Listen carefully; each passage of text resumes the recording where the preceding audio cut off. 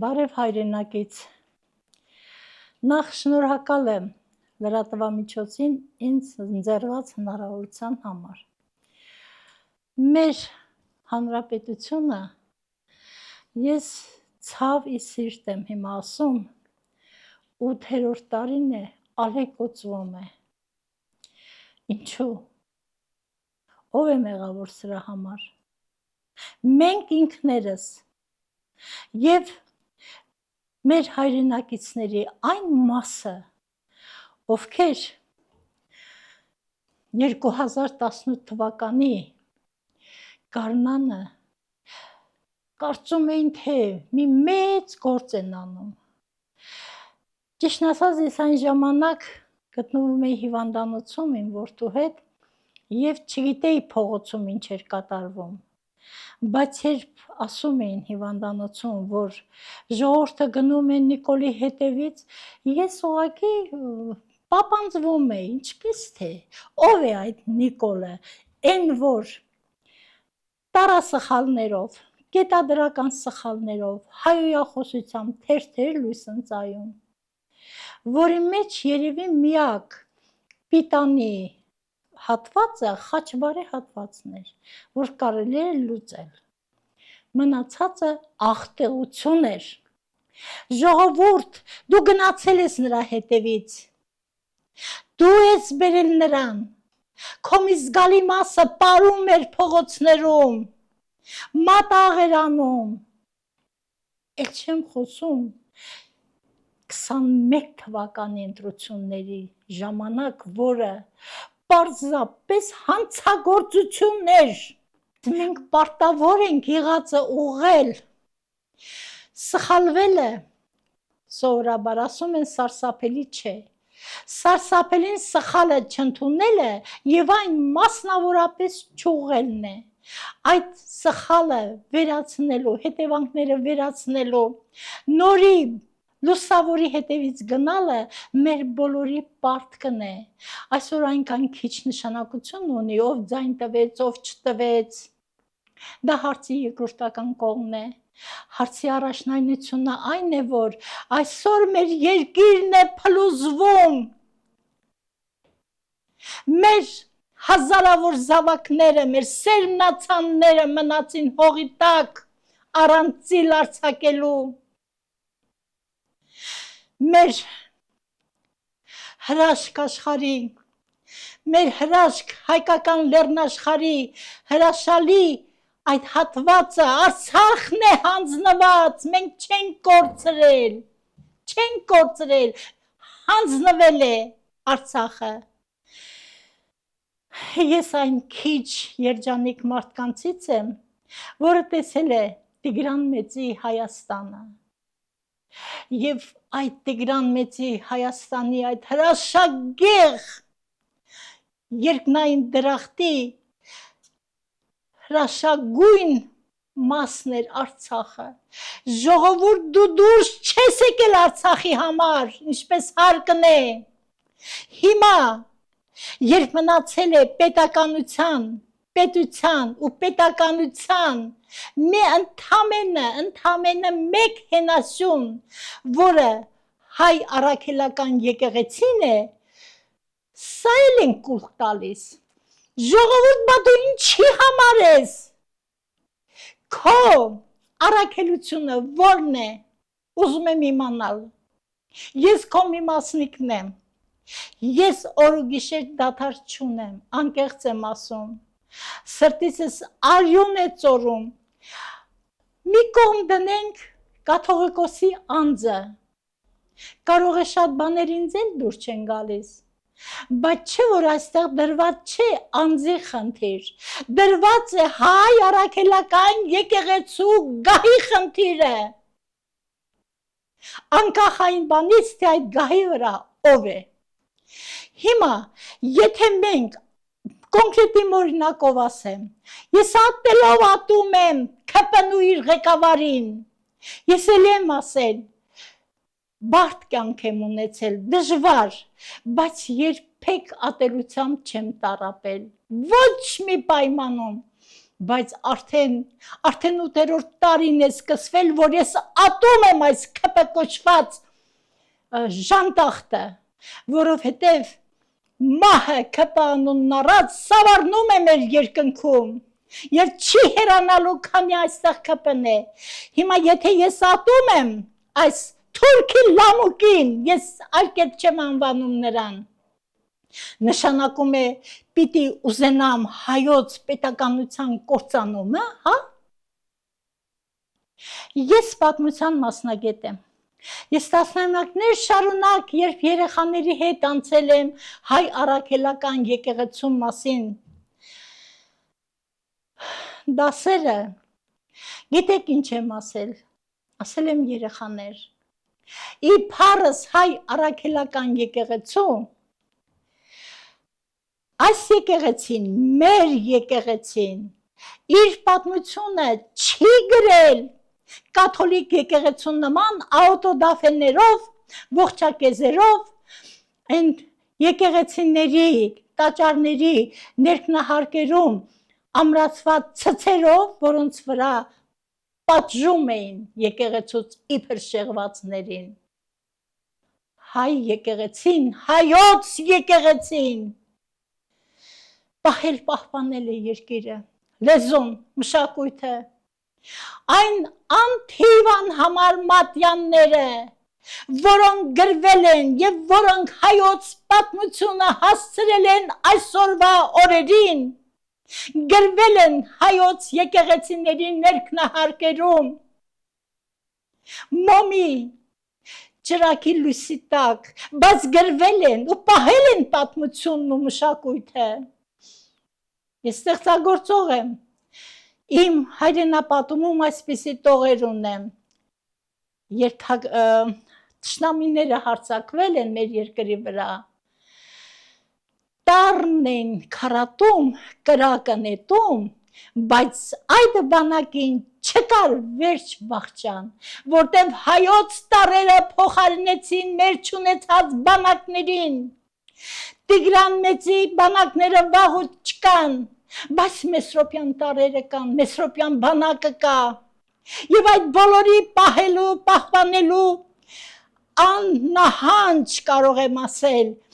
պատվաբեր գործը հանձն է առել հայոց առաքելական եկեղեցին, նույնիսկ աթեիստական հասարակարգում ԽՍՀՄ-ում հայոց եկեղեցին այսպիսի հետապնդման, այսպիսի խայտառակ հարձակման չի ենթարկվել, թերևս դա եղել է խորհրդային իշխանության հաստատման սկզբնական ինչ-որ մի ժամանակահատվածում, երբ այդ շատ ոգևորված երիտասարդները նույնիսկ ուզեցել են քանդել եկեղեցիները եւ այլն, այդպիսի մի բախտի էլ կարժանանար իմ հոր պապի կառուցած եկեղեցին, անի տարածաշրջանի ձիթանքով գյուղում, կարող եք գնալ ստուգել, որովհետեւ իմ հոր պապը եկեղեցի էր կառուցել, դիմացնել դպրոց, ես այնտեղ 3 տարի դասի եմ գնացել,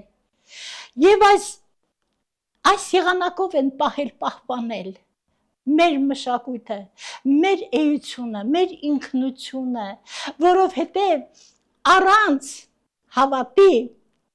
անհնար է ապրել, անկեղծ եմ ասում, գիտեք, երբ որ մարդը դադարում է հավատալ, նրա համար արդեն ապրելը նմանվում է օդում սավառնելուն, որտեղ որ էներգիան ավարտվեց, այնտեղից ցած կընկնի, բայց երբ հավատ կա, երբ մարդը հավատում է իր արածին, երբ մարդը հավատում է, որ Մեսրոպյան գրերը մեր ինքնության վկայականն են, մեր ապրելու, մեր առաջ գնալու, զարքանալու, աշխարհի հզորների հետ ոտք գցելու գրավականն են, Այդ դեպքում մեզ ոչ ոք չի հաղթի, չեն կարող հաղթել։ Տեսեք, հասարակ մի օրինակ, երբ որ ես քայլում էի, իմիջայլոց ասեմ, Աբշերոնից մինչև միջերկրական ծով ես եղել եմ, տեսել եմ, վայելել եմ և տառապել եմ, որովհետև այսպիսի հզոր բերքեր, այսպիսի ամրոցներ, այսպիսի երկիր ունեցող ժողովուրդը հողը ուրիշին չպիտի տար, տվել է, որովհետև ներքին երկպառակությունն է այսպիսի իրավիճակի հասցրել։ Հիմա, եթե այս ԿՊ-ին չհաջողվեր ներքին երկպառակություն սերմանել, այսօր մեր չքնաղ Արցախը ուր պիտի լիներ, իր տեղում, մենք էլի կգնայինք, էլի կվայելենք այդ դրախտային երկրի գանձերը, նրա հրաշքները։ Ես Արցախի զորամասերում շատ եմ եղել, իմ հեղինակային պիեսներով գնացել եմ Արցախի զորամասեր և հիմա երբ հիշում եմ, թե մեր զինվորներն ինչ ապրումներ էին ունենում, երբ հնչում էր հայրենասիրական խոսքը, երբ զինվորը վազում էր բեմ ու ասում թույլ տվեք հուրրա հուրրան երգեմ, թույլ տվեք գինիլիցը երգեմ, այս սա էր մեր ունեցած հարստությունը և իհարկե հուրրա հուրրան ասել ու չհիշել, թե այդ երգը ում էր նվիրված, իմ խոսքը կլինի չափազանց կիսատ ու անգույն։ Մեծը նժդե, քո հիմնասյանն են այսօր կպնում, ես 7 տարի մշտապես ասում եմ, դուք չեք վախենում, որ նժդեհի իր 4 գերեզմաններից դուրս կգա մի օր և նրա հայացքը, նրա սուրբ փայլուն սրի դեմ ոչ մի ԿՊ չի դիմանա, ժողովուրդ լսիր, դու պիտի կանգնես քո արժեքների տեր, դու պիտի պաշտպանես քո երկիրը, քո գանձերը, քո մատենադարանը վերջի վերջո։ Ժողովուրդ, դու իներտ ես։ Ես այնքան քեզնից չեմ վիրավորվում, ինչքան մտավորական համարվող շատերից։ Մտավորականը որն է։ Մենք բառը վերցնենք, բաղդատենք, այսինքն միտք ունեցող մարդ, ոչ թե ստամոքս, և ստամոքսը աղիքային մտածելակերպ, այ խելքով մտածող մարդ, բա ուր եք թաքնվել, ինչից եք վախենում, ինձ հաճախ հարցնում են, դուք ամենակոշտ բառապաշարն եք օգտագործում այսօրվա իշխանությունների նկատմամբ, ձեզ չեն նեղացնում, ոչ հայտարարում եմ, ես ինձ չեն նեղացնում, որտև ես սուտ չեմ խոսում, երբ որ սուտ ասեմ, երբ որ զրպարտեմ, դա արդեն կլինի իմ կյանքի վերջին օրը, բայց եթե ես զոհվեմ ճիշտ խոսք ասելու համար, չեմ ափսոսա, անկեղծ եմ ասում, մտավորականներ, դուրս եկեք, մեր պարտքն է այսօր զորավիկ դառնալ հայ առաքելական եկեղեցում, այստեղ բնավ կաթողիկոսի անձի հարցը չէ, երբ ես երեխաներին բացատրում էի առաքելական եկեղեցու կանոնակարգը, ուզեցել եմ, որ երեխաները ինձ հարցեր տան, ես իմ աշակերտին չեմ սահմանափակել, չեմ ճզմել իմ ասածի տակ, ասել եմ, եթե դուք կարող եք ինձ հակառակն ապացուցել, ես կբանավիճեմ ձեզ հետ, և եթե դուք ինձ հաղթեք, ես կընդունեմ իմ պարտությունը, ասել եմ երեխաներ օրինակ, ինչու այդ Պատվիրանները 10 են, դրանք ինչ խորհուրդ ունեն, Իսահակյանի օրինակն են բերել, երբ որ ասել են դեմ եմ այդ, ինչ որ մեկ ասել է դեմ եմ ես պատվիրաններին, որովհետև այնտեղ ասում է սիրիր թշնամուդ, Իսահակյանը քթի տակ մեղմ ժպտացել ու ասել է, երբ Աստվածաշունչն էին գրում, թուրքերը դեռ չկային պատմության արենայում, այսինքն թշնամի չի եղել, իսկ այսօր շատ ուսուցիչներ համոտ իրենց, ուսուցիչը միշտ պետք է լինի առաջին գծում, չստացվի այն տպավորությունը, թե որ ես թոշակառու եմ, դրա համար այդպես ապահով խոսում եմ, ոչ, ես միշտ եմ եղել ապստամբ, միշտ, ես մենակ կարողացել եմ պայքարել, որպեսզի ահավոր գիրք կար, սեռական դասյարակության այբենարան կոչված աղտեղությունը չմտավ դպրոց, մենակ, վկան այն ժամանակվա նախարար Լևոն Մկրտչյանն էր, այո, ես կարողացա նրա մոտ գնալ ու պայման դնել, եթե ինքը կարողանա այդ դասագիրքը թերթել առանց կարմրելու, առանց շիկնելու, ես պիտի ներողություն խնդրեմ հեռուստացույցով, ինքը նայեց ու ասաց դուք ճիշտ եք տիկին, քանի ես նախարար եմ, այս աղբը չի մտնի դպրոց ու ի պատիվ իրեն ինքը եղավ իր խոսքի տերը, ես շատ բաների դեմ եմ պայքարել, չեմ վախեցել, որ ինձ կհանեն աշխատանքից, որովհետև բոլոր բնակավարներում էլ ողջամիտ մարդիկ կան, հենց մեկը Աշոտյանը, ես նրան վիրավորեցի ճիշտ ասած, որ մտածենք, նույնիսկ ներկաներն ասացին, ինչ արեցիք, ձեզ աշխատանքից կհանեն, ասացի, չեն հանի, կհարգեն, վկա Աշոտյանը, եթե որևէ անգամ կլինի առիթը, ինքը կասի, թե ես իրեն ինչ եմ ասել, ու ի պատիվ իրեն, ինքը իրոք նույնիսկ մտքի ծայրով էլ երևի չի անցել, որ կարելի էր ինձ աշխատանքից հանել, իմա մի բավականին նշանակալի դպրոց, Միսաք Մանուշյանի անվան համար 48 դպրոցի փոխտնօրենն եմ եղել 36 տարի, հիմա,